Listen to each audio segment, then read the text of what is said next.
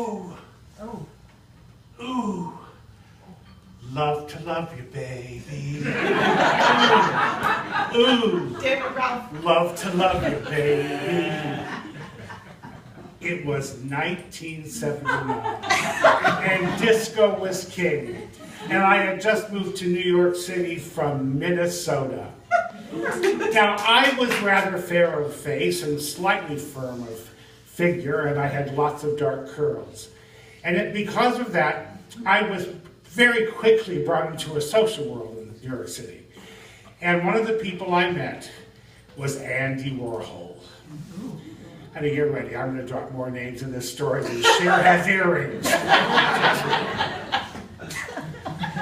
But I knew that Andy liked me mostly because I was funny. And I knew that I'd been elevated a little bit in his esteem when I got a phone call one day from Bridget, who ran the factory, his office, and she said, tomorrow night there's a big party and Andy would like you to ride in his car.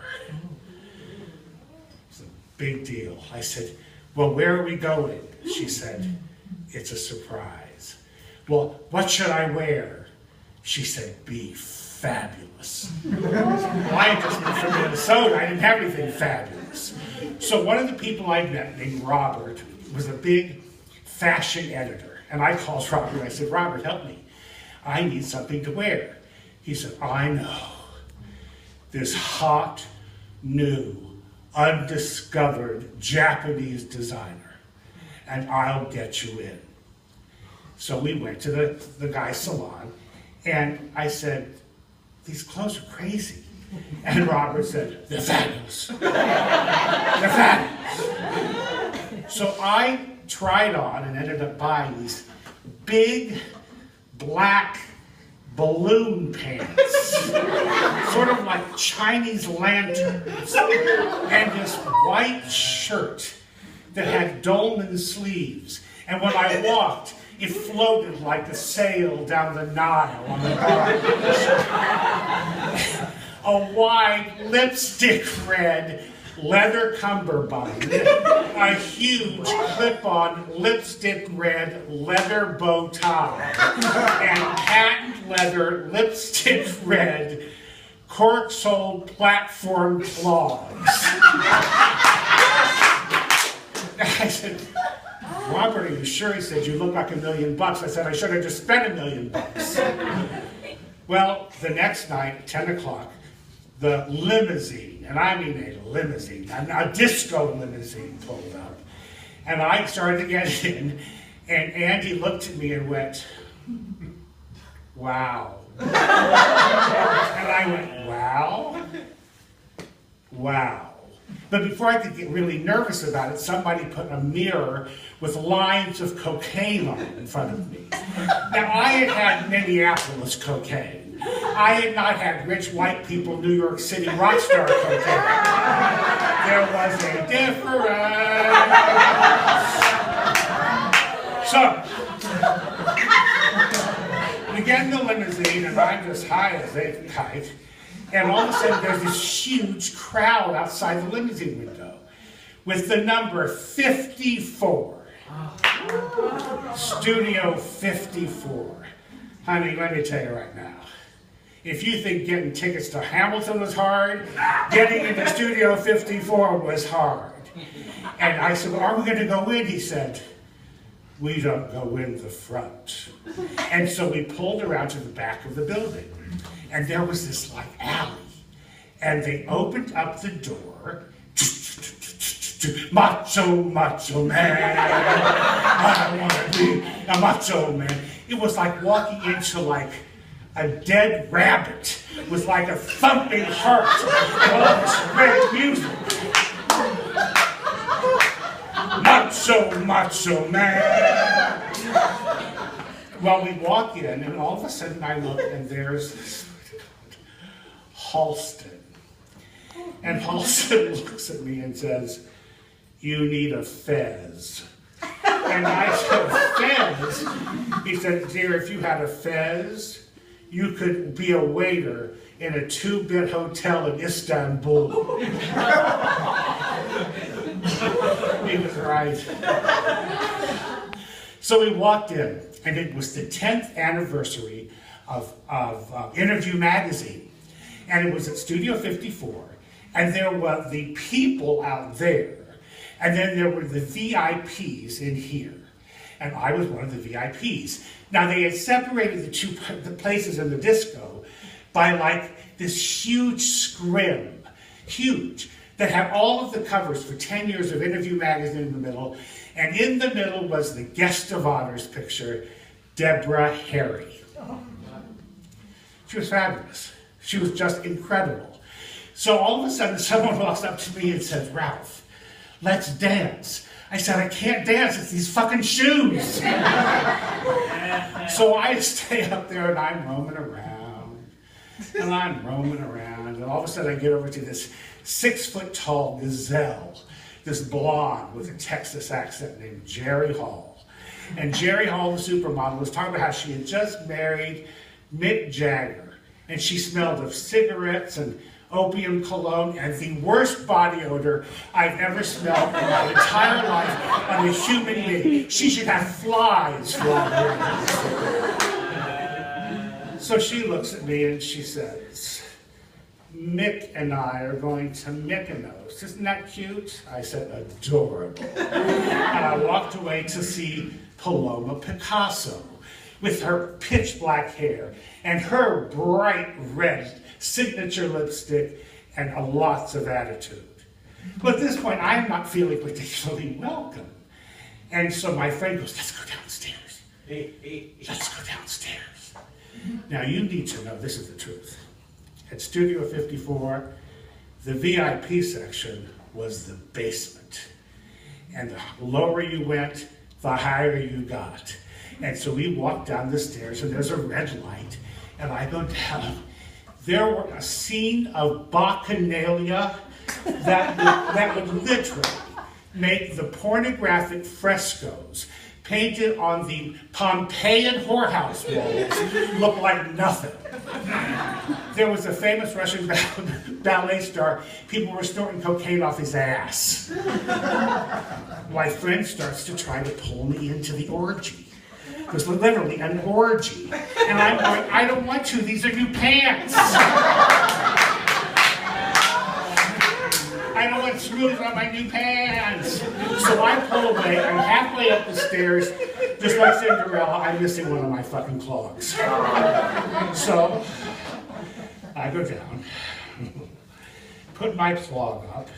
By this point, I'm drunk and so high, my heart's pounding so hard that I walk upstairs and someone left the cake out in the rain. And I don't think that I can take it, because then you know what, I never live the way we again. I have to sit down. I just have to sit down. Now, there's a lipstick red sofa up on a plinth that's been covered with red sequin fabric. And I go over and I sit down. Now, if you are a painter and you go to a party and in walks William de Kooning, you die. If you are a dancer and in walks Fred Astaire, you die. If you're a ballerina and in walks Misty Copeland, you die. But if you're a writer and in walks my guru, the little southern queen who got out, and he wrote Other Voices, Other Rooms, Breakfast at Tiffany's, In Cold Blood, and my favorite, A Christmas Memory, and he walks in the door, your heart begins to pound. For more than one reason, obviously. Well, there's space on the sofa next to me. And Truman Capote, he's about this big, is with Lorna Luft Lorna Luft, Judy Garland's less talented and successful daughter, and Liza Minnelli's less talented and successful sister. And they walk toward me, and he sits right next to me on the sofa. I'm so nervous. You know, I was so excited, literally, to fill the gap. I didn't know that Lorna Luft was in New York doing everything in the world she could to try to escape her sister and her mother's fame. So I said to her, Lorna, if I ever get married, would you sing Over the Rainbow and Cabaret at my wedding? And she said, who the fuck are you? And Truman Capote looks at me and says, he's a cookie jar. And then threw up all over my leg. It wasn't a trickle, darling. It was a torrent of every bit of bitterness and sadness and everything that was putrid in that little body literally drenched my leg. And I started to go, there's vomit in my clog. Next thing I know, someone's patting my leg. And I kept thinking, oh God, please, is it Baryshnikov? Did he rip off his t-shirt to wipe the puke off my thigh? And I looked down, and it was a beautiful busboy wearing the Studio 50 uniform of a little crop t-shirt and short gym shorts and striped knee socks and Pumas. And he says, Poppy, it's time for you to go home. So he starts to walk me to the door, and I catch Andy's eye. And I know that I'll never be invited in the limousine again. The young man walked me to my car, and my heart's pounding, and I'm covered with smoke. And I said, thank you. What's your name? And he said, Hector.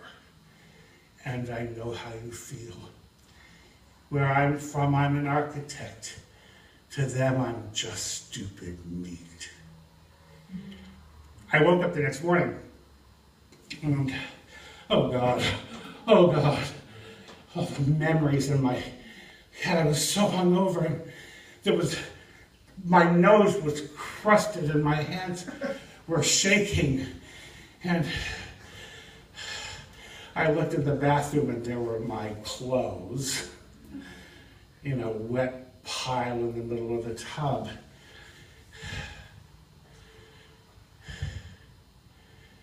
And then I thought, you know, I'm in this town,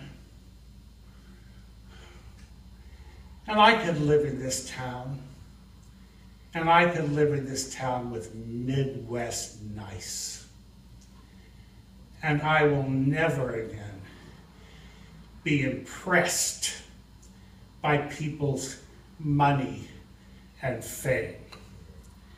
I would care about their heart and their talent and their ass. I looked down, and in my arm I said, ooh, Hector.